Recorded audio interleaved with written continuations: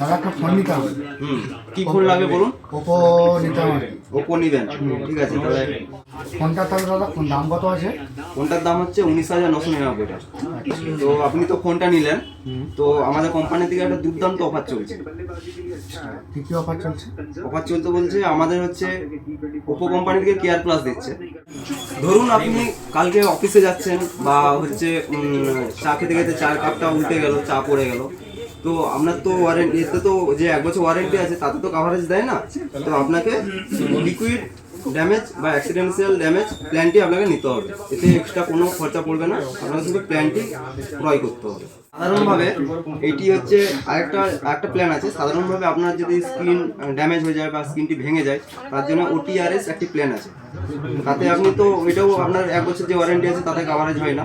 তো ওই OTRS যদি আপনি প্ল্যানটি করে রাখেন, তো আপনার একবার স্কিন রিপ্লেসমেন্ট আপনি করতে পারবেন।